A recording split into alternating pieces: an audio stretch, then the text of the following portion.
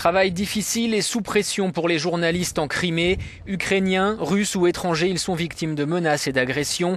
Amnesty International craint pour leur sécurité.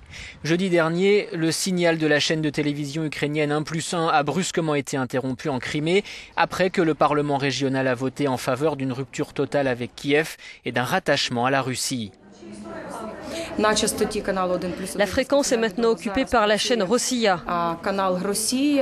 Nous sommes scandalisés que les citoyens d'Ukraine, car en tant que résidents de Crimée, ils sont d'abord et avant tout citoyens ukrainiens, soient privés de leur droit à une information objective et qu'on leur enlève les chaînes du pays dans lequel ils vivent.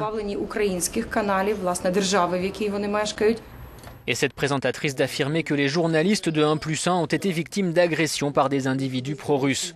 La Russie, de son côté, hausse également le ton pour défendre ses journalistes. Le ministère des Affaires étrangères a exprimé son mécontentement en reprochant au pouvoir ukrainien d'entraver le travail des journalistes russes en Ukraine. Il cite l'exemple de 7 d'entre eux arrêtés par les forces de l'ordre de Dniepopetrovsk sous prétexte, dit le communiqué, qu'ils n'étaient intéressés que par certains sujets visant à faire de la provocation. La guerre des mots a également lieu entre les médias russes et ukrainiens. Les journalistes ukrainiens ont accusé leurs homologues russes de faire de la propagande en faveur de Moscou. Et les représentants des plus grands groupes de médias en Ukraine, dans une lettre ouverte, d'exiger davantage d'objectivité, de peser de manière responsable chaque mot, disent-ils. Nous n'avons pas le droit d'attiser l'inimitié entre les peuples frères de Russie et d'Ukraine, de diffuser des informations non vérifiées et de déformer la réalité. Réponse des grandes chaînes russes le lendemain.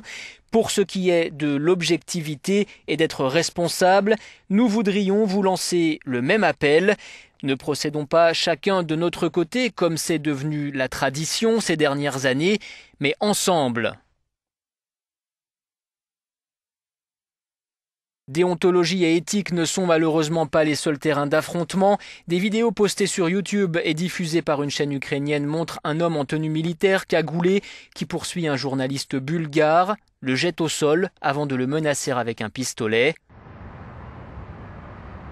Exemple concret de la détérioration du climat en Crimée, où les journalistes ukrainiens et étrangers, accusés d'être à la solde des grandes puissances, sont pris pour cible par certains militants pro-russes.